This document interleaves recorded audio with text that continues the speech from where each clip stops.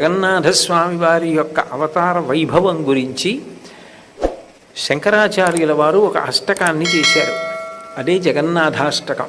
నిజానికి జగన్నాథుడు ఎవరో కాదు, సాక్షాత్తు శ్రీకృష్ణ భగవానుడే. శంకరాచార్యుల వారు ఎవరో కాదు, సాక్షాత్తు పరమశివుడే. శంభుమూర్తి అయినటువంటి పరమశివుడే ఈ భూమి మీద శంకరాచార్యుల వారిగా అవతరించి ప్రవర్తించి చూపించాడు. అటువంటి శివస్వరూపమైనటువంటి శంకరాచార్యుల వారు సాక్షాత్ కృష్ణస్వరూపమైనటువంటి జగన్నాథస్వామి వారి అష్టకాన్ని చేశారు. భగవద్గీతలో భగవానుని యొక్క ప్రతిజ్ఞ ఏమిటి? ఎప్పుడెప్పుడు అధర్మం పెచ్చుబీరిపోతుందో అప్పుడప్పుడు అధర్మాన్ని త్రుంచడానికి, ధర్మాన్ని నిలబెట్టడానికి నేను అవతారాన్ని స్వీకరిస్తానని చెప్పాడు. శంకరాచార్యుల వారు మనందరికీ అందించినటువంటి గొప్ప అష్టకం జగన్నాథాష్టకం. ఈ జగన్నాథాష్టకం పురుషోత్తమ పురి అంటారు. ఇవాళ మనం పూరి పూరి అంటున్నాం, అసలు అది పురుషోత్తమ పురి. పురుషోత్తమ అన్న శబ్దం సాధారణంగా పరబ్రహ్మం విష్ణువుగా ప్రకాశిస్తున్నప్పుడు అన్వయం అవుతుంది. పురుషోత్తమ పురి అంటే శ్రీమన్నారాయణుడి యొక్క వైభవము ప్రకాశించేటటువంటి పట్టణం. అటువంటి పురుషోత్తమ పురి యందు వెలసి ఉన్నటువంటి జగన్నాథస్వామి వారి మీద చేసినటువంటి అష్టకమే జగన్నాథాష్టకం. జగన్నాథుడు అన్న పేరుకి అర్థం ఏమిటంటే జగత్తుకంతటికీ నాథుడు. జగత్ అంటే జాయతే గచ్చతే ఇది జగత్, వచ్చి వెళ్ళిపోయేదేదో దానినంతటినీ జగత్ అని పిలుస్తారు. అటువంటి జగన్నాథుడు వీరెవ్వరో కాదు, సాక్షాత్ శ్రీకృష్ణ పరమాత్మయే. ద్వాపరయుగంలో అవతార పరిసమాప్తి చేసినప్పటికీ కలియుగంలో అదే కృష్ణ భగవానుడు జగన్నాథస్వరూపంగా ప్రకాశిస్తున్నాడు లోకంలో. ఆ విషయాన్ని నిష్కర్షగా నిర్ద్వందంగా జగన్నాథాష్టకము అన్న పేరుతో జగన్నాథుడు ఎవరో కాదు, శ్రీకృష్ణ భగవానుడే అని విస్పష్టంగా ప్రకటన చేసి చెప్పినటువంటి అష్టకం జగన్నాథాష్టకం. జగన్నాథస్వామి వారి విషయంలో కూడా కలియుగంలో ఇదే నిరూపణమైంది. నాకు కావలసినది ఏది అంటే ఆర్తి, నాకు కావలసింది ఏది అంటే నా మీద ప్రేమ. నా మీద అంత ప్రేమ ఎక్కడ ఉంటుందో అక్కడ నేను పరిమితులు అన్న మాటకి కట్టుబడకుండా ప్రవేశిస్తాను. ప్రవేశించి అనుగ్రహిస్తానని చెప్పడానికి జగన్నాథస్వామిగా ఆవిర్భవించాడు. ఆవిర్భవించడానికి కొత్తగా వచ్చినవాడు కాదు, ఆ కృష్ణ పరమాత్మయే లోకంలో జగన్నాథుడిగా ప్రకటనమయ్యాడు. నిజానికి కృష్ణ పరమాత్మ యొక్క అవతారాన్ని పరిపూర్ణ అవతారం అంటారు. అంటే అన్ని అవతారముల యొక్క తేజస్సు ఎందులోకి వెళ్ళిపోతుందో దాన్ని పరిపూర్ణ అవతారం అంటారు. పరిపూర్ణ అవతారం కృష్ణ భగవానుడి యొక్క అవతారం.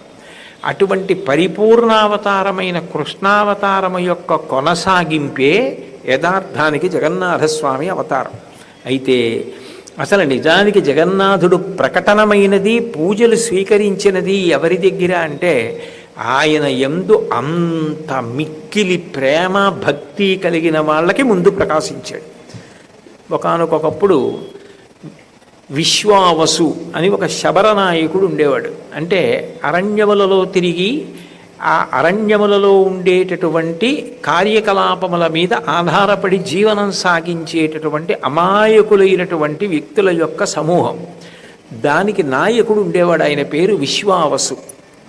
ఆ విశ్వావసుది విశేష భక్తి. భక్తి అన్న మాటకు అర్థం ఏమిటంటే ప్రేమ. ప్రేమ ఎప్పుడు ఏం కోరుతుంది అంటే వారు తినాలి, వారు తాగాలి, వారి కాళ్ళు పట్టాలి, వారు సంతోషంగా ఉండాలి, వాళ్ళని చూడాలి. మీకు ప్రేమ బాగా ఉందనుకోండి, మీరు చూడకుండా ఉండలేరు. అందుకే శుద్ధమైన ప్రేమ ఎక్కడుంటుందో అది కేవలము ఒక అవసరం తీరడాన్ని కాదు కోరేది, మనిషిని కోరుతుంది. అది అందుకే ఆయన మొట్టమొదట శ్రీకృష్ణ పరమాత్మ యొక్క అవతార కొనసాగింపుగా, ఎందుకనంటే శంకర భగవత్పాదులు సాక్షాత్తు కృష్ణుడే జగన్నాథుడని నిర్ధారించి మాట్లాడారు కనుక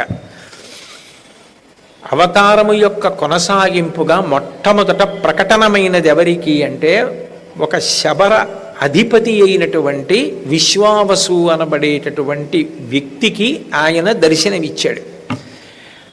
ఎంత జాగ్రత్తగా చూసుకున్నాడంటే అసలు ఎవరికంటా పడకుండా తీసుకెళ్ళి ఎక్కడో ఒక పర్వత గుహలో ఒక సెలయేటి దగ్గర నీలమాధవుడు అన్న పేరుతో ఉన్నటువంటి ఆ భగవత్ స్వరూపాన్ని పరమపదిలంగా దాచుకున్నాడు. ఆయన అంత జాగ్రత్తగా చూసుకున్నది ఎవరిని అంటే నీలమాధవుణ్ణి చూసుకున్నాడు.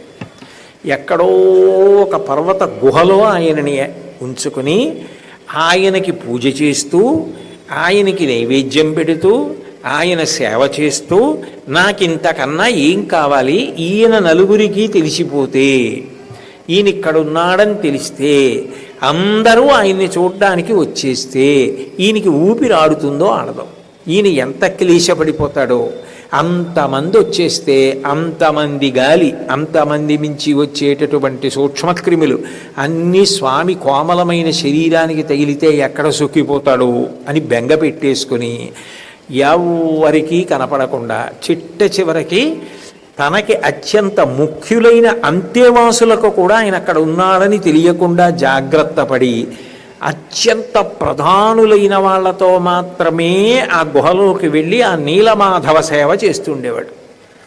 ఆయన ప్రేమ చూశాడు భగవంతుడు. ఇది కదా ప్రేమ అంటే. నేనెవరిని? జగద్రక్షకుణ్ణి, జగన్నాథుణ్ణి, జగత్తునంతటినీ నేను కాపాడగలను. ఈయనేమనుకుంటున్నాడు? నన్ను ఈయన కాపాడగలను అనుకుంటున్నాడు. నాకు ఎక్కడైనా ఇబ్బంది వస్తుందేమో, రాకుండా నేను కాపాడుకోవాలని ఈయన తాపత్రయపడుతున్నాడు. ఎంత మధుర భక్తి! కృష్ణావతారంలో పూతనా సంహారం జరిగిపోయిన తర్వాత పూతన శరీరం మీద కృష్ణుడు ఆడుకుంటుంటే కృష్ణుడికి ఏ ఆపద వచ్చిందో అని గోపికలు వచ్చి దృష్టి తీసినట్టు ఎక్కడ నీలమాధవుడికి ఇబ్బంది వస్తుందోనని ఆ శబరప్రభు అయినటువంటి ఆ విశ్వావసు అంత జాగ్రత్తగా కాపాడుకుంటూ ఉండేవాడు. అదే సమయంలో మాళవ దేశాన్ని అంతటినీ కూడా పరిపాలిస్తున్నటువంటి భూపతి ఇంద్రజుమ్నుడు. ఇంద్రజుమ్నుడు అన్న ప్రభువు విశాల హృదయం కలిగినవాడు, చాలా భక్తి కలిగినవాడు. కానీ ఆయనకి కూడా మనసులో భగవంతుణ్ణి సాకారంగా కరచరణాదులతో కదులుతుండగా చూడాలని కోరిక. ఆయనది ఉత్తమమైన కోరికే. కానీ నేను చూడలేకపోయాను. అలా చూసిన వారు ఎవరైనా ఉన్నారా? నిజంగా అలా చూసిన వారు ఎవరైనా ఉంటే వారు ఎంత ధన్యాత్ములో, ఎంత ప్రేమాస్పదులో భగవంతుని యందు. ఎంత ప్రేమ లేకపోతే భగవంతుడు వాళ్ళకి కనపడ్డాడు? కనపడి ఊరుకుంటాడా? వాళ్ళ సేవలు స్వీకరించి ఉంటాడు. కాబట్టి అట్లాంటి వాళ్ళు ఉంటే వాళ్ళు నిజానికి సత్కరింపబడవలసిన వాళ్ళు, వాళ్ళని నేను సత్కరించాలి అని భగవంతుణ్ణి ప్రత్యక్షంగా చూసిన వాళ్ళు ఎవరైనా రాజ్యమునందు ఉన్నారా? ఉంటే సత్కరిస్తానని ప్రకటన చేశాడు. ఎవ్వరూ ముందుకు రాలేదు. ఆయనకి తనివి తీరలేదు. ఎవరో ఉంటారు, ఉండకపోవడం ఉండదు. ఇంతమంది ప్రజలలో పరమ భాగవతోత్తముడైన వాడు, భగవంతుని సేవిస్తున్నవాడు, భగవంతుని ప్రత్యక్షంగా రోజు చూస్తున్నవాడు ఒకడు ఉంటాడు. ఆయనెవరో నాకు తెలియాలి.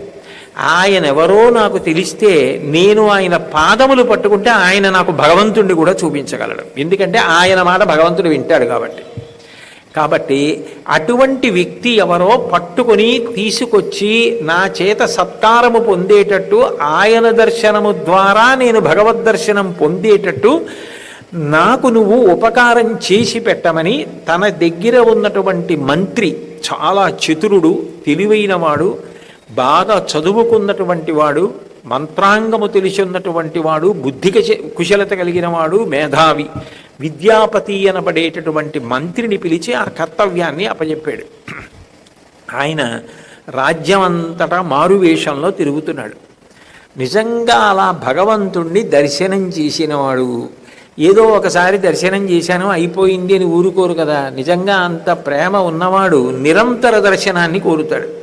నిరంతర దర్శనాన్ని కోరినవాడు చూస్తూ ఊరుకోడు కదా, భగవంతుణ్ణి సేవిస్తాడు.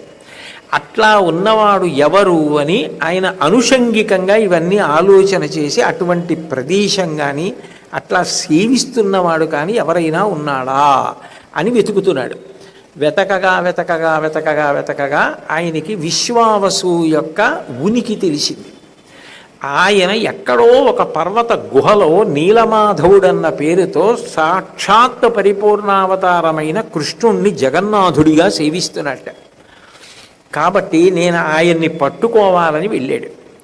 ఎంతో ప్రేమతో ఎంతో భక్తితో నేను మంత్రిని అని చెప్పకుండా సామాన్యమైనటువంటి వ్యక్తిలా ఆయన దగ్గర చేరి ఆయన సహృదయాన్ని సంపాదించుకున్నాడు. కానీ ఆయన వెళ్ళేవాడు పర్వత గుహకి, నీలమాధవుణ్ణి సేవించేవాడు, తిరిగి వచ్చేవాడు విశ్వావసు. ఎంత ప్రేమ సంపాదించుకున్నా విద్యాపతిని మాత్రం ఎప్పుడూ తనతో రమ్మని పిలవలేదు.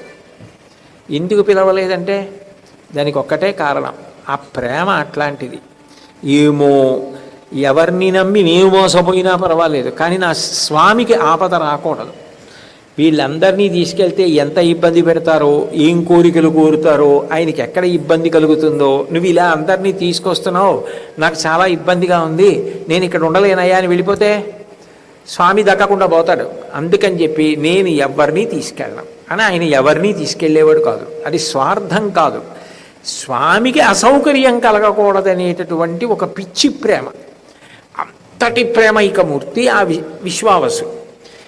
ఎట్లా విశ్వావసు దగ్గర ఒక అధికారం సంపాదించుకోవాలి, నాకు ఎట్లాగైనా నువ్వు పూజ చేసే ఆ నీలమాధవుడి దర్శనం నాకు చేయించు అని నేను అడగాలంటే అడగడానికి కావలసినంత చొరవ నేను నీకు చూపించలేనని విశ్వావసు అనలేనంత దగ్గరితనం ఏర్పడాలి. ఏం చెయ్యాలని ఆలోచించాడు. ఎటు విశ్వావసు దగ్గర మంచి పేరు తెచ్చుకున్నాడు. ఆయనకు ఒక కుమార్తె ఉంది లలిత అని, ఆమెని వివాహం చేసుకున్నాడు. ఇప్పుడు విశ్వావసుకి అల్లుడయ్యాడు. అల్లుడై చాలా కాలం విశ్వావసు దగ్గర ఉండి, మామయ్య గారు మీరు ప్రతిరోజు కూడా పర్వత గుహకి వెళ్ళి భగవంతుణ్ణి సేవించి వస్తూ ఉంటారని నాకు నా భార్య ద్వారా తెలిసింది, నన్ను ఒక్కసారి తీసుకెళ్ళి భగవంతుని యొక్క దర్శనం చేయించండి అని అడిగాడు. కూతురు కాపరం, అల్లుడు ఎంతటి విశ్వావసైనా, పైగా ప్రవర్తన చేత చాలా మంచివాడు, ఏమీ కోరికలు కోరేవాడిలా కనపట్టలేదు. తన కూతుర్ని వివాహం చేసుకున్నాడు, ఇంత నిస్వార్థంగా ఉంటున్నాడు, కాబట్టి తీసుకెడితే పర్వాలేదులే అని తీసుకెడతాను. కానీ నేను ఒకసారి తీసుకెళ్ళిన తరువాత నువ్వు అదే పనిగా వెళ్ళమని నాకేమిటి నమ్మకం? ఇవాళ నీకు ఏ అవసరం లేదు, నీకు మనసులో ఏ కోరిక లేదు, కానీ రేపు పుట్టదని నమ్మకం ఏమిటి? ఇవాళ కోరిక లేదు, రేపు కొడుకు పుట్టాలని కోరిక పుట్టచ్చు, ఓ కూతురు పుట్టాలని కోరిక పుట్టచ్చు, ఆ కొడుకు మహావిద్వాంసుడు కావాలని కోరిక పుట్టచ్చు. అప్పుడు ఆయన అక్కడ ఉన్నాడు కాబట్టి అక్కడికి వెళ్ళి అడిగితే నీకు ఇప్పుడైతే నీకేమిటి? నీ మనసులో ఏ కోరికలు లేవు, భగవద్ దర్శనం ఒకటే కావాలి. కాబట్టి నీకు ఒక్కసారే ఆ నీలమాధవ దర్శనం చేయిస్తాను. కానీ నువ్వు నేను కలిసి వెడుతున్నప్పుడు నీకు ఆ పర్వత గుహ జ్ఞాపకం లేకుండా చెయ్యడం కోసం నీ కళ్ళకి గంతలు కడతాను, నిన్ను నాతో తీసుకెడతాను, నువ్వు పర్వత గుహలో ఉన్నటువంటి నీలమాధవ దర్శనం చేసుకుని నాతో పాటు వెనక్కి వచ్చేద్దు. కానీ భగవద్ దర్శనం అవుతున్నప్పుడు కళ్ళకి ఉన్న బట్టలు విప్పుతానన్నాడు. అంటే మీరు ఆలోచన చెయ్యండి, భగవద్ దర్శనం అనేది భగవంతుడు ఇవ్వాలి.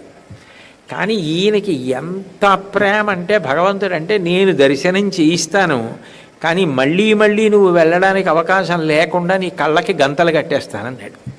అల్లుడైనా సరే, మంత్రిని తెలియదు, కళ్ళకి గుడ్డలు కట్టాడు, తీసుకెడుతున్నాడు.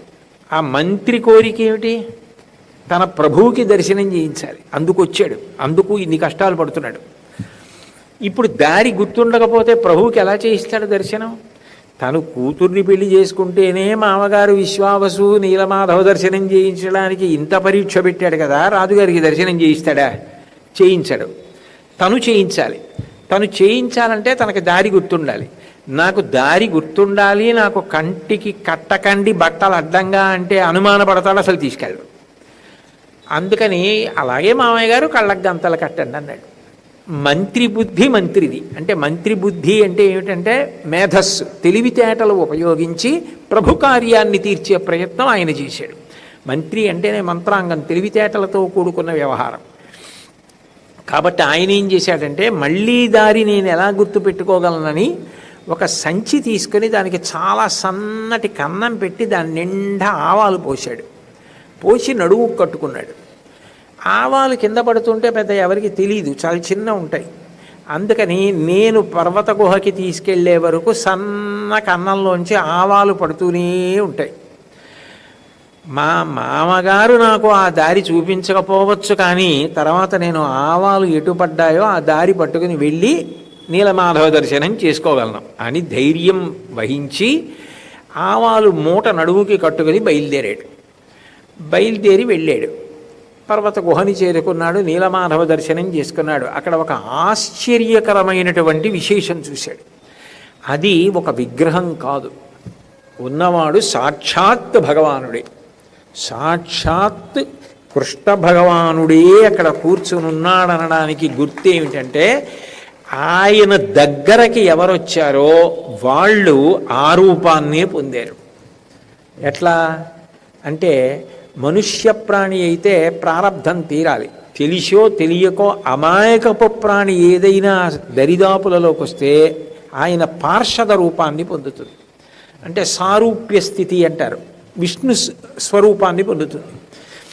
ఈ విద్యాపతి నీలమాధవుడికి నమస్కారం చేస్తూ మామగారితో కలిసి నిలబడి ఉండగా ఒక పక్షి ఒకటి గుహలోకి వచ్చింది.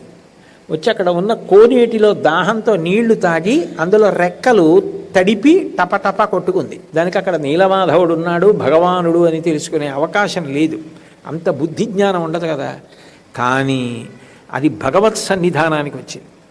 వచ్చిన కారణం చేత అది చతుర్భుజాలతోటి శంఖచక్ర గదా పద్మాలతోటి విష్ణుస్వరూపాన్ని పొంది వైకుంఠానికి వెళ్ళిపోయింది. ఆయన ఆశ్చర్యపోయాడు. కనుక ఇది విగ్రహం కాదు, ఈయన సాక్షాత్తు కృష్ణ పరమాత్మయే. ఇందులో ఏ విధమైనటువంటి శంకకి ఆస్కారం లేదు. ఈయన నిజంగా భాగ్యవంతుడు.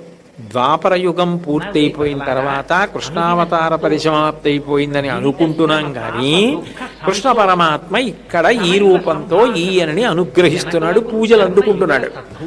ఇది మా రాజుగారికి చెప్పి దర్శనానికి తీసుకురావాలి. ఎందుకంటే మా రాజుగారు అంత ఆర్తితో ఉన్నాడు, భగవద్ దర్శనం చెయ్యాలి, భాగవత దర్శనం చెయ్యాలి. ఇప్పుడు మా రాజుగారి రెండు కోరికలు తీరుతాయి. ఈ విశ్వావసుని చూసి ఎంతో సంతోషించి సత్కరిస్తాడు. రెండు, భగవంతుని యొక్క దర్శనం చేసుకొని పరిపూర్ణమైన ఆనందాన్ని పొందుతాడు. కాబట్టి నేను వెళ్ళి మా రాజుగారిని తీసుకొస్తానని ఇంటికి వెళ్ళిపోయిన తర్వాత ఏదో కొద్ది రోజులు ఉన్నాడు. ఈ ఆవాలు మొక్కలై మొలకలు ఎత్తాయి. ఆవాల మొక్కలైనా గుర్తుపట్టచ్చుగా, అందుకని వెళ్ళి రాజుని పిలుచుకొచ్చాడు, కబురు చేశాడు. రాజుగారు వచ్చారు. ఈ ఆవాల మొక్కలు ఆధారం చేసుకుని పర్వత గుహలోకి వెడుతుంటే విశ్వావసు కూడా ఇంతమంది వచ్చేశారు, రాజు వచ్చేశాడు, రాజపరివారం వచ్చేశారు, వీళ్ళందరూ నీలమాధవ దర్శనానికి వెళ్ళిపోతున్నారని బెంగటిల్లిపోతున్నాడు. వీళ్ళందరూ పర్వత గుహలోకి వెళ్ళారు. స్వామి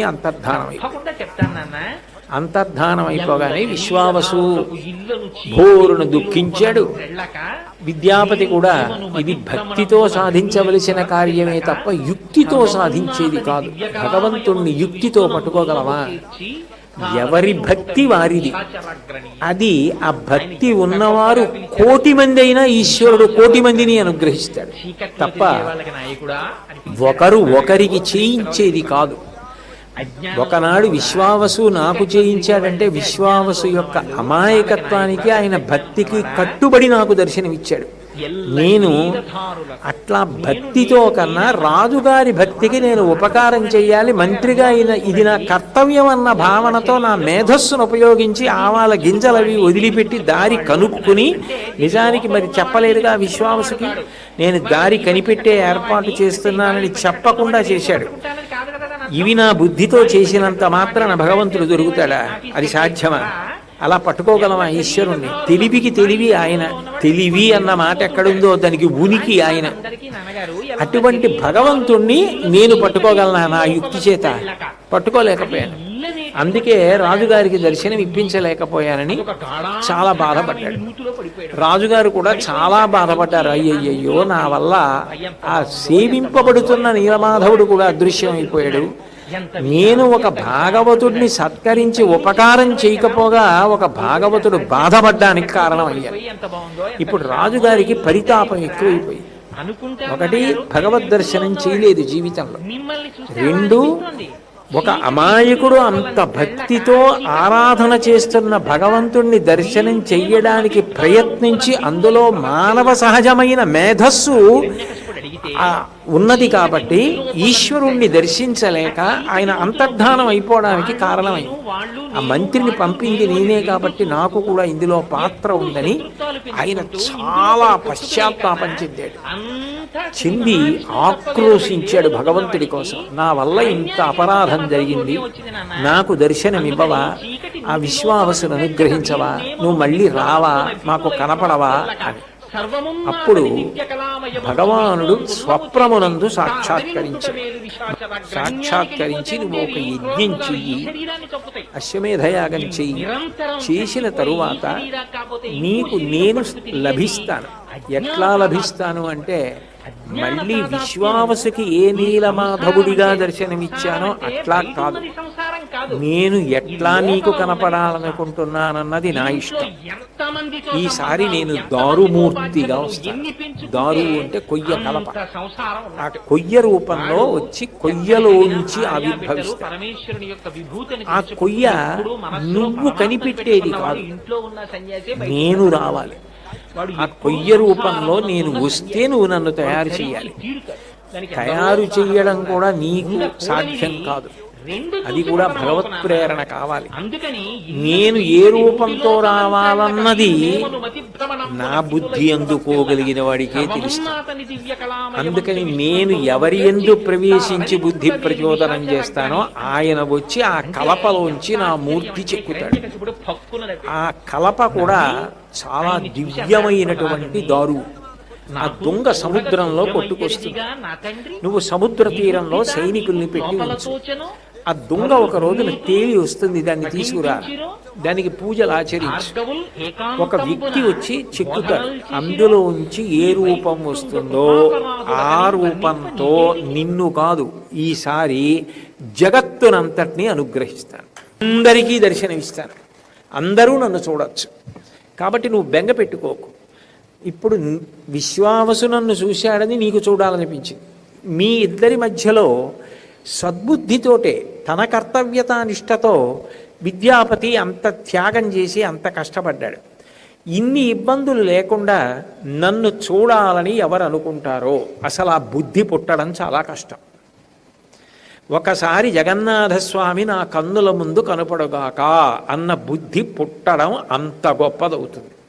అందుకు శంకరాచార్యుల వారు 8 శ్లోకాలు ఏమని పూర్తి చేశారంటే జగన్నాథస్వామి నయనపదగామి భవతుమే అని పూర్తి చేశారు. 8 శ్లోకాలకి 4వ పాదం అదే. జగన్నాథస్వామి నువ్వు నా కన్నుల ముందు కనపడుగాక అంటే దాని అర్థం ఏమిటంటే నేను పురి క్షేత్రమునకు వెళ్ళి జగన్నాథ దర్శనము చేసేదనుగాక. ఆ తర్వాత ఇక ఆయన రూపం నా మనసుని పట్టుకోవాలి. పట్టుకుని నాకు ఎప్పుడూ ఆయన దర్శనం అవుతూ ఉండాలి. కాబట్టి జగన్నాథస్వామి నయనపథగామి భవతుమే అన్నారు. కాబట్టి ఆ దొంగలోంచి ఆవిర్భవించాలి. ఎదురు చూస్తున్నాడు ఇంద్రద్యుమ్నుడు. ఒక రోజున ఆ కలప దొంగ కొట్టుకొచ్చింది సముద్రంలో. దాన్ని రప్పించాడు, పూజలు చేయించాడు, ఒక మందిరంలో ఉంచాడు. ఇప్పుడు దాంట్లో ఉంచి మూర్తి రావాలి. అది చెక్కగలిగిన వాడెవరు? అది భగవంతుడు పంపించినటువంటి దివ్యమైన కలప. దాన్ని ఎవరంత తేలికగా రంప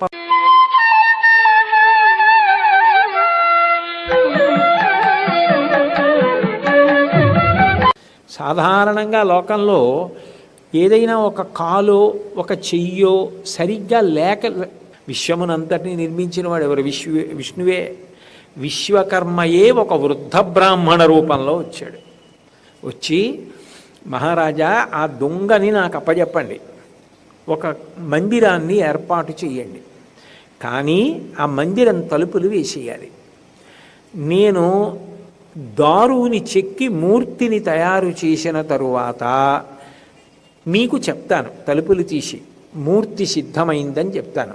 అప్పుడు మీరు ప్రతిష్ఠ చేసి పూజలు చేయండి. అప్పటి వరకు మాత్రం తలుపులు తీయకూడదు, తలుపులు కొట్టకూడదు, ఇది నియమం అని చెప్పాడు. సరేనన్నాడు ప్రభువు. భగవంతుడే కలలో ఆదేశించాడు కదా, అట్లాగే వచ్చారు ఎవరో వృద్ధ బ్రాహ్మణుడని. ఆయన లోపలికి వెళ్ళి తలుపులు వేసుకుంటానన్నాడు. ఈ ఇంద్రద్యుమ్నుని యొక్క భార్య ఉంది గుండీచాదేవి అని, ఆవిడ బెంగ పెట్టుకుంది. ఆయన చూస్తే వృద్ధ బ్రాహ్మణుడు, ఆయన చూస్తే నాకు ఏమీ వద్దు, ఓ పండొద్దు, కాయొద్దు, అన్నం వద్దు, ఏమీ వద్దు, నేను భగవన్మూర్తిని తయారు చేస్తాను, మీరు బెంగ పెట్టుకోవద్దు నా క్షేమం గురించి, తలుపులు వేసేసి ఉంచండి, పూర్తిగా చెక్కడం అయిపోయిన తర్వాత నేనే తలుపులు తీస్తానంటున్నాడు. కానీ ఆయనకి ఏమైనా అయితే ఒక బ్రాహ్మణ హత్యా దోషం మనకు వస్తుంది. అందుకని ఆయన ఎప్పటికి బయటకు వస్తాడో అప్పటి వరకు ఉంటాడని ఈవిడ నమ్మకం అని ఆవిడ బెంగ పెట్టుకుంది. ఆవిడ ప్రేమ ఆవిడిది. ఆయన క్షేమం గురించి ఆలోచించడం ఎంత ప్రేమ ఉంటే జరుగుతుంది. ఆయనే ఉంటాడు లేదు, చెక్కుతాడు లేదు అనడం వేరు. ఆయన ఎలా ఉంటాడో ఏమిటో అని అంత పరితాపం చెందాలంటే ఎంత మాతృహృదయం ఉంటే జరుగుతుంది. అది భగవంతుని యొక్క రూపం బయటికి వస్తోందని కాదు, భగవంతుని రూపం బయటికి తెచ్చేవాడు ఏమైపోతాడో అని ఆవిడ బెంగెట్టుకుంది. అందుకు తల్లి స్థానం ఇచ్చేశాడు భగవంతుడు. అందుకు గుండీచా మందిరానికి ఎడతాడు రథయాత్రలో. ఆవిడ అంత బెంగ పెట్టుకుంది. 1 రోజు అయిపోయింది, 2 రోజులు అయిపోయింది, 3 రోజులు అయిపోయింది, 10 రోజులు అయిపోయింది. ఏమీ బ్రాహ్మణుడి అలికిడి లేదు, జాడ లేదు, తలుపులు కొట్టడం లేదు, తీయడం లేదు, అయిందన్నమాట లేదు. ఆవిడకి అనుమానం వచ్చి తన దగ్గర ఉన్న అంతేవాసుల్ని పిలిచి మందిరం చుట్టూ తిరిగి జాగ్రత్తగా వినండి, ఎక్కడైనా చిక్కుతున్న చప్పుడు ఏమైనా వినపడుతోందా అంది. వాళ్ళు వెళ్ళి తిరిగి వచ్చి ఏ చప్పుడు లేదు, నిశ్శబ్దంగా ఉంది అన్నారు. ఆవిడికి చాలా భయం వేసింది. లోపల ఉన్న బ్రాహ్మణుడు శరీరం వదిలిపెట్టేసి ఉంటుంటాడు. మనం భగవన్మూర్తి తయారవుతోందనేటటువంటి సంతోషంలో మనం ఉన్నాం. ఇప్పుడు లేనిపోని పాపం మనకి సంక్రమిస్తుందో ఏమిటోనని భర్త గారిని విపరీతంగా ఒత్తిడి చేసింది. మీరు ఇట్లా కూర్చుంటే కుదరదు, మీరు ఆ తలుపులు తీయించేసేయండి, ఒక్కసారి అసలు ఆ బ్రాహ్మణుడు ఎలా ఉన్నాడో చూడండి అంది. తలుపులు తీసి చూసేటప్పటికీ లోపల వృద్ధ బ్రాహ్మణుడు లేడు, ఆయన అంతర్ధానం అయిపోయాడు. కానీ ఈ కలపతో చెక్కినటువంటి మూర్తులు ఉన్నాయి. అవి 4 మూర్తులు ఉన్నాయి. ఒకటి జగన్నాథుడు, నల్లటి రూపం. 2 బలభద్రుడు, తెల్లటి రూపం. ఎర్రటి రూపంతో సుదర్శనం, పసుపచ్చటి రంగుతోటి సుభద్ర. సర్వసాధారణంగా అన్ని దేవాలయాలలోనూ భగవంతుడు తన శక్తి స్వరూపమైనటువంటి దేవేరితో కలిసి ఉంటాడు. లక్ష్మీనారాయణులుగా, పార్వతీ పరమేశ్వరులుగా, సీతారాములుగా అట్లా ఉంటారు, రుక్మిణీ కృష్ణులుగా. కానీ ఇక్కడ విచిత్రం ఏమిటంటే సోదరుడైనటువంటి బలరాముడితోటి చెల్లెలైనటువంటి సుభద్రతోటి ఉన్నాడు. దారుమూర్తులు, కొయ్యమూర్తులు చెక్కి సగం సగం చెక్కి ఉన్నాయి. కుండ్రంగా ముఖం, చేతులు ఇలా చాపి ఉన్నాయి, 2 చేతులు. తల మెడ విడివిడిగా లేవు, ఈ హృదయ స్థానంలోకి చొచ్చుకొనిపోయి ఉంది. అటువంటి మూర్తులు మాత్రమే తయారయ్యాయి. ఇప్పుడు ఆ మూర్తుల్ని చూశాడు. చూసి మళ్ళీ బావురు అని ఇచ్చాడు రాజు. అయ్యయ్యయ్యయ్యో, భార్య మాట విన్నాను, తొందరపడ్డాను. అంత గొప్ప దారు పంపించాడు భగవంతుడు. అందులోంచి భగవంతుని యొక్క మూర్తి పూర్ణముగా తయారు కాకముందే నేను తొందరపడిపోయాను. తొందరపడిపోయిన కారణం చేత భగవన్మూర్తి పూర్ణముగా తయారు కాలేదు. ఇది నే చేసిన తప్పే అని ఆయన చాలా బాధపడిపోయి దుఃఖపడి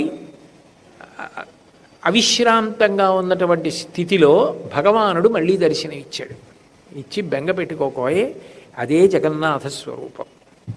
ఎంతవరకు చెక్కబడిందో అంతవరకు చెక్కబడిన దానిని అట్లాగే యథాతథంగా ప్రతిష్ఠ చేసేసి, నేను ఉన్నాను, నేను జగన్నాథుడను, నేనే కృష్ణుణ్ణి నిన్ను ఇలా అనుగ్రహించాను. కృష్ణుడు నీలమాధవుడై నీలమాధవుడు జగన్నాథుడయ్యాడనడానికి ప్రత్యక్ష సాక్ష్యములు కొన్ని ఎప్పటికీ కాలంలో కనపడతాయి.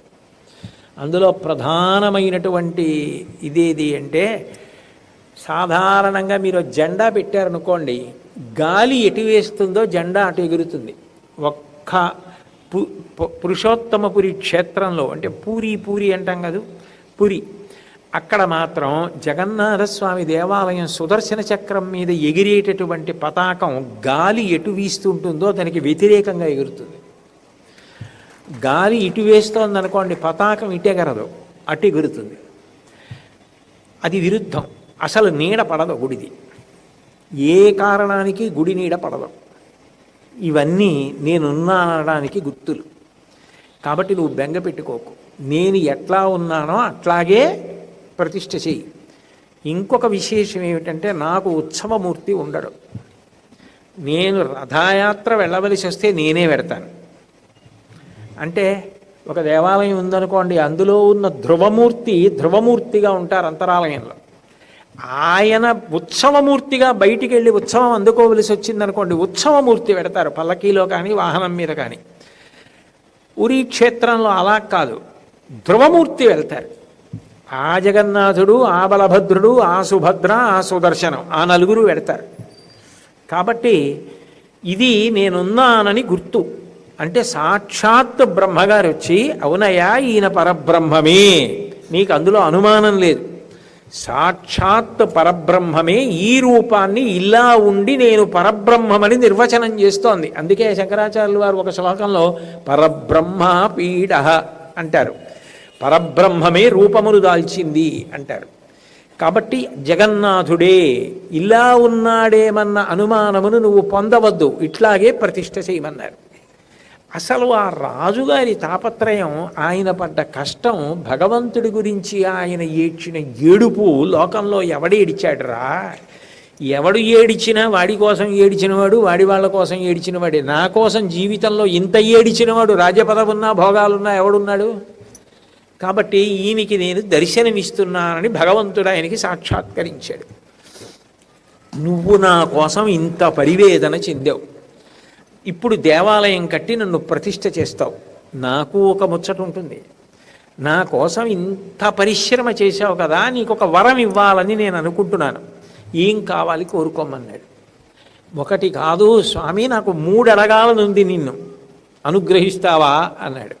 తప్పకుండా అనుగ్రహిస్తాను, అడుగు అన్నాడు.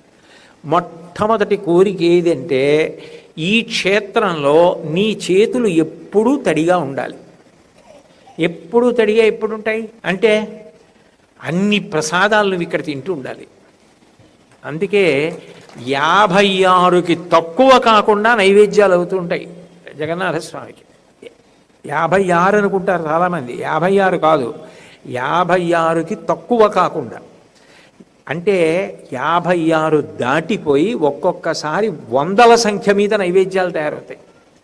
ఇంకా విశేషం ఏమిటంటే, పూరి క్షేత్రంలో జగన్నాథస్వామికి నైవేద్యం చెయ్యబడేటటువంటి ప్రసాదం ఏదుందో దాన్ని వండుతుండగా చూడడం అన్నది సాధ్యం కాదు. అది ఆ ప్రసాదం తయారు చేసేటటువంటి ప్రదేశం గుడికి ఒక పక్కకు ఉంటుంది, పెద్ద భవనం కనపడుతూ ఉంటుంది. కానీ ఎవరిని లోపలికి వెళ్ళనివ్వరు. 1000 మంది అందులో పనిచేస్తారు, అంత నియమంగా పనిచేస్తారు. ఇప్పటికీ కట్టెలు తెచ్చి గాడి పొయ్యిల మీద వంట చేస్తారు. ఆయన ఉన్నాడనడానికి, ఇంద్రజుమ్నుణ్ణి అనుగ్రహించాడు, వరం ఇచ్చాడనడానికి గుర్తు ఏమిటంటే, ఒక్క కుండలో వండరు, ఏ రోజుకు ఆ రోజే కొత్త కుండలు. పొయ్యి పెట్టి పొయ్యి కింద కట్టెలు పెట్టి 7 కుండలు పెడతారు. 7 కుండలు పెట్టి 7 కుండల్లో 7 పదార్థాలు పెడతారు వంటకి. లేదా పోనీ ఒక పదార్థం అనుకోండి, మీకు అది తేలిగ్గా అర్థమవుతుంది. 7 కుండల్లో అన్నం పెట్టారనుకోండి, వండితే మొదట ఏ కుండలోది ఉడుకుతుంది? ఏది పొయ్యి మీద కట్టెల మీద మంట మీద ఉందో అది ఉడుకుతుంది. ఒక్క పురి క్షేత్రంలో మాత్రం పైన ఉన్న 7వ కుండలోది ముందు ఉడుకుతుంది, ఆఖరణ ఉన్న కుండ ఆఖరణ ఉడుకుతుంది. సృష్టికి విరుద్ధం కదా. నీకు నేను వరం ఇచ్చాననడానికి గుర్తు, కానీ నేను తినే వరకు ఇది ఎవరూ చూడ్డానికి వీల్లేదు. ఎందుకనంటే నువ్వు నన్ను అంత ప్రేమగా అడిగావు, నేను తినాలని, నా చేయి తడిగా ఉండాలని. అందుకని ఎంత కట్టడి అంటే, సొరంగ మార్గంలో తీసుకొస్తారు ప్రసాదాలు, అసలు ఎవరికీ కనపడదు. భోగమందిర్ అని ఉంటుంది, అక్కడ పెట్టి నైవేద్యం పెడతారు. నైవేద్యం పెట్టిన తర్వాత అది ప్రసాదం ఎప్పుడవుతుందంటే, జగన్నాథుడికి ఒక్కడికి నివేదన అయితే కాదు, పదార్థం విమలాదేవి అన్న పేరుతో పార్వతీదేవి ఉంటుంది, శక్తిపీఠం. అమ్మవారి గుడి ఉంటుంది. అమ్మవారికి కూడా నైవేద్యం అవ్వాలి. ఎందుకంటే జగన్నాథ ప్రసాదం అంత రుచి. ఇంకో విశేషం ఉంది పూరిలో. ఒకరోజు 50,000 మంది వస్తారు. ఈ నైవేద్యం పెట్టిన పదార్థాలు అన్నీ కూడా ఇంతంత కాజాల దగ్గర నుంచి రకరకాల పదార్థాలు, ఈ పదార్థాలన్నీ కూడా భక్తులు తినడానికి వీలుగా అందులోకి పంపించేస్తారు. అది మరీ విశేషమైనటువంటి ద్రవ్యం ఏం పెట్టక్కర్లేదు. కొంత ధనం ఇస్తే ఒక పెద్ద పళ్ళెంలో అన్నీ పెట్టి ఇచ్చేస్తారు. నిజానికి తినలేం కూడా. అన్ని పదార్థాలు చూసేటప్పటికే కడుపు నిండిపోతుంది. నేను ప్రసాదం తీసుకోవడానికి వెళ్ళినప్పుడు నా విస్తట్లో ఇంత పెద్ద కాజా కూడా ఇచ్చాడు. అయ్యి బాబు, ఈ కాజా చూస్తేనే కడుపు నిండిపోయేటట్టుంది అనుకున్నాను. అసలు ఎన్ని పదార్థాలు, ఎన్ని మధుర 50,000 మంది వస్తే 49,999 మందికే సరిపోయింది. ఒకళ్ళకి ప్రసాదం అందలేదని ఉండదు. మర్నాడు 1,00,000 మంది వచ్చారనుకోండి, 1,00,000 మందికి ప్రసాదం సరిపోతుంది. 2,00,000 మంది వచ్చారనుకోండి, 2,00,000 మందికి సరిపోతుంది. అది విచిత్రం. ఎన్ని వేల మంది, లక్షల మంది వెళ్ళనివ్వండి, ప్రసాదం దొరుకుతూనే ఉంటుంది. అమృత బజార్ వెడుతూ ఉంటారు, కొనుక్కుంటూ ఉంటారు, పెట్టుకుంటూ ఉంటారు, తింటూ ఉంటారు, మంచినీళ్ళు తాగుతూ ఉంటారు. వెళ్తూ ఒక్క చోట ఒక చీమ కానీ ఈగ కానీ కనపడదు. మరి అన్ని వేల మంది, నేను అలా ఏమైనా కనపడుతుందా అని చూశాను, ఈగలు అవి ఏమైనా వాళ్తాయా అని. అన్ని లక్షల మంది తింటారు. ఇంతమంది తిన్నారని అక్కడ ఏదైనా అనారోగ్యాలు అటువంటివి కూడా, అంటే శుభ్రత కూడా అంత బాగా నువ్వు పాటిస్తారు. అది ఆ దివ్యత్వం అనేటటువంటిది క్షేత్రంలో ఇంద్రద్యుమ్న మహారాజు గారు అడిగినప్పుడు ఇచ్చిన వరం. ఆ విమలాదేవికి కూడా నైవేద్యం అయ్యాకే ప్రసాదం. కారణం ఏంటంటే జగన్నాథ ప్రసాదం అంటే అన్నగారు అవుతాడు కదా, మరి పార్వతీదేవికి నారాయణ నారాయణి, ఆవిడికి కూడా అంత ఇష్టంట జగన్నాథ ప్రసాదం. రోజు కైలాసానికి ఎడుతుందట జగన్నాథ ప్రసాదం. ఒక రోజున ఆ వచ్చిన ప్రసాదాలు ఏవో మధురంగా ఉన్నాయి, తినేశారు సుబ్రహ్మణ్యుడు, వినాయకుడు, ప్రమరగణాలు, పరమేశ్వరుడు అందరూ. పార్వతీదేవి అడిగిందిట, ఏది జగన్నాథ ప్రసాదం అదిట. అయిపోయింది, తినేశామన్నారట. కాబట్టి ఆ తల్లి జగన్నాథుడి దగ్గరికి వెళ్ళి అడిగింది, నిన్న నాకు నీ ప్రసాదం సరిపోలేదా, పంపించింది కైలాసంలో, మా వాళ్ళు తినేశారు బాగుందని, నేను తినలేదు అంది. ఇప్పుడు జగన్నాథుడు, అయ్యో చెల్లి, నువ్వు తినకపోవడమా, నేను నీకు వరం ఇస్తున్నాను. నాకు నైవేద్యం అయిన తర్వాత నా చెయ్యితడి ఎలాగో నీ చెయ్యితడి అంతే, నీకు నైవేద్యం అవుతుంది. అందుకని పూరీ క్షేత్రంలో ఏమిటంటే జగన్నాథుడికి నైవేద్యం, విమలాదేవికి నైవేద్యం అయిన తర్వాత ఆనంద బజార్లోకి వస్తుంది. అసలు ఆ నైవేద్యానికి అంతు దరి ఏముండదు. అన్ని పదార్థాలు సొరంగంలోంచి వస్తుంటాయి, ఆ భోగమందిర్లో పెడుతూ ఉంటారు, నైవేద్యాలు పెడుతూ ఉంటారు, వెడుతూ ఉంటాయి, ప్రసాదాలు భక్తులకు ఇస్తూ ఉంటారు. అన్ని నైవేద్యాలు జరిగే ఏకైక క్షేత్రం భారతదేశం మొత్తం మీద పూరీ క్షేత్రం ఒక్కటే. అన్ని పదార్థాలు నైవేద్యం పెడతారు. అన్ని పదార్థాలు ఓపిక ఉండాలి కానీ రుచి చూడొచ్చు కూడా. కాబట్టి అంత గొప్ప క్షేత్రం అది. మొదటి వరం.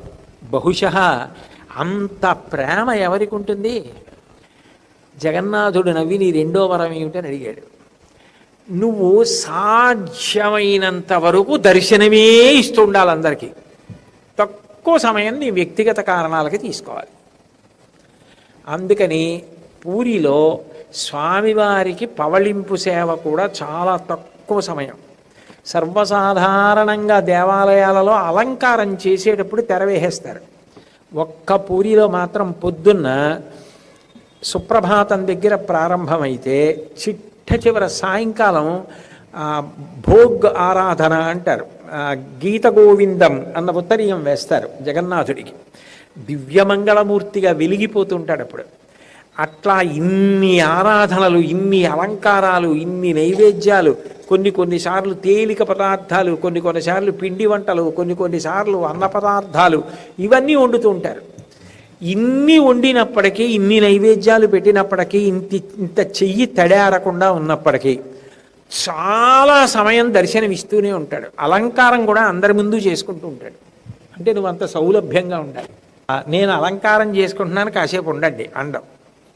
అందుకే జగన్నాథుడంతటి దయామూర్తి లేడు. అందుకే మనుష్య జన్మ ఎత్తి జగన్నాథ దర్శనం చేయలేకపోతే అంతకన్నా మనం కోల్పోయినది లేదు అంటారు. జగన్నాథ దర్శనం చాలు అంటారు. అందుకే అందుకు శంకరాచార్యుల వారు 8 శ్లోకాల్లోనూ జగన్నాథస్వామి నయనపథగామి భవతుమే అన్నారు. కాబట్టి అది కదా నీ కోరిక. నేను ఏకాంత సేవకి అంటే నిద్రపోవడానికి కూడా చాలా తక్కువ సమయం తీసుకుంటాను. వచ్చిన వాళ్ళందరికీ నా దర్శనమిస్తూనే ఉంటాను. అందుకే జగన్నాథుడి ముందు అరమరికలు ఉండవు. మీరు ఇప్పటికీ జగన్నాథ క్షేత్రంలో ఎంత గొప్ప వాళ్ళతో కలిసి వెళ్ళండి. ఎక్కడి వరకు అంటే ఆ దర్శనానికి వెళ్ళే ముందున్నటువంటి పెద్ద గది ఉంటుంది, అక్కడ వరకే. ఆ తర్వాత ఇంకా ఏ అధికార లాంఛనాలు కుదరవు. ఇంకా అక్కడి నుంచి అందరూ కలిసి వెళ్ళవలసిందే దర్శనానికి. అందరూ నా బిడ్డలే. నేను ఇంద్రజుమ్నుడికి వరం ఇచ్చాను. నన్ను చూడడం చాలు జీవితంలో, ఒక్కసారి వచ్చి నన్ను చూడడం అంత గొప్ప విషయం అని చెప్పడానికి ఇప్పటికీ కూడా ఇంద్రజుమ్నుడికి ఇచ్చినటువంటి వరానికి అనుగుణంగా అట్లాగే నిలబడి ఉంటాడు, అట్లాగే దర్శనాలు ఇస్తూ ఉంటాడు. అంత అద్భుతంగా ఉంటాడు. ఇంకా విశేషం ఏమిటంటే కరచరణాదులతో ఉన్న భగవత్స్వరూప దర్శనం మనసుని ఆకర్షిస్తుంది. ఇప్పుడు కాళ్ళు చేతులతో మనకి తిరుమలలో వెంకటేశ్వర ప్రభువు నిలబడినట్టుగా నిలబడి అలంకృతుడయ్యాడు అనుకోండి, మనసుని దోచుకుంటాడు. జగన్నాథుడు అట్లా కాదు కదా, కరచరణాదులేవి లేవు. కానీ విచిత్రం ఏమిటంటే ఆయన కట్టుకున్న బట్టలు, ఆయనకి అలంకారం, ఆయనని చూస్తే మీ మనసు ఒక్కసారి చూస్తే పట్టేసుకుంటుంది. అంత అందగాడు. అంత అందం పూర్తిగా తయారు కాని మూర్తిలోకి ఎలా వచ్చింది అంటే ఎవరూ చెప్పలేరు. పైగా ఎంత ప్రేమైక మూర్తిగా పక్కన దేవేరిని పెట్టుకోకుండా, కుటుంబం అంటే కలిసి పుట్టడం కలిసి పెరగడం అంటే ఇది. ఇంత గొప్పగా ఇంత ప్రేమైకమూర్తిగా నిలబడుతున్నానని చెప్పడానికి అన్నగారితోటి చెల్లెలితోటి కలిసి నిలబడి ఉంటాడు. ఇది 2వ వరం. బాగుంది, అట్లాగే ఇస్తాను దర్శనం. 3వ వరం ఏదో అడిగేస్తానన్నావు, అదేమిటి చెప్పన్నారు. నాకు పిల్లలు పుట్టకూడదన్నాడు. ఎవరు? ఇంద్రజుమ్నుడు. పిల్లలు కావాలని భగవంతుడిని ఉద్దేశించి తపస్సు చేసి సంతానాన్ని పొందుతారు. ఈయన భగవంతుడు వరం ఇస్తానంటే నాకు పిల్లలు వద్దన్నాడు. ఏమయ్యా నీకు పిల్లలుంటే వచ్చిన నష్టం ఏమిటన్నాడు. స్వామి, పిల్లలు ఉంటే ఒక ఇబ్బంది ఉంది. రేపు పొద్దున్న ఈ గుడి కట్టించిన ఆయన ఇంద్రజుమ్న మహారాజు గారి కొడుకుని నేనే అని వాడు మిగిలిన వాళ్ళకన్నా ఎక్కువ అన్న భావనతో వెళ్ళచ్చు. నాకున్న ఆర్తి వాడికి లేకపోవచ్చు. వాడికి గుడి నువ్వు వాడి సొత్తన్న భావన ఏమైనా రావచ్చు. నా వలన నా సంతానం వలన అటువంటి అపచారం కలగకూడదంటే అసలు నాకు అని పిల్లలు వద్దు. పిల్లలెవరికి? నీ పిల్లలు. నీ పిల్లలకి లోటు ఏమిటి? నీ సంతానానికి లోటు ఏమిటి? కోటాను కోట్ల మంది నీ సంతానం. నీ సంతానం నిన్ను చూసి తరిస్తే నాకు సంతానం లేకపోయినా పర్వాలేదు. దానికి నాకు సంతానం ఉంటే ప్రతిబంధకం అయ్యే అవకాశం ఉంది. అందుకని వద్దు నాకు అసలు. నిన్ను అలా చూస్తూ ఉండాలి, నువ్వు వాళ్ళని చూస్తూ ఉండాలి. నిన్ను ఒక్కసారి చూసినా వాళ్ళు తరించిపోవాలి చాలు. నువ్వు సులభుడవు, కరుణామూర్తివి, అందులో నాకు అనుమానం లేదు. కాబట్టి నువ్వు అలా అనుగ్రహం చెయ్యి అన్నాడు. అంతటి జగన్నాథుడు కదిలిపోయాడు. కలియుగంలో ఇంత నిస్వార్థమైన ప్రేమ, నన్ను భక్తుల్ని కలపాలని ఇంత తాపత్రయమా? ఇటువంటి వరాలు అడిగావా? నీ వరాలు తప్పకుండా సిద్ధిస్తాయి. ఈ జగన్నాథ క్షేత్రంలో యథార్థంగా ఇట్లాగే దొరుకుతుంది. నువ్వు ఎట్లా అడిగావో అట్లాగే నడుస్తుంది వ్యవస్థ. నేను అట్లాగే దర్శనమిస్తానని ఆనాటి నుంచి ఈనాటికి కూడా భగవానుడు అట్లాగే దర్శనమిస్తూ పురి క్షేత్ర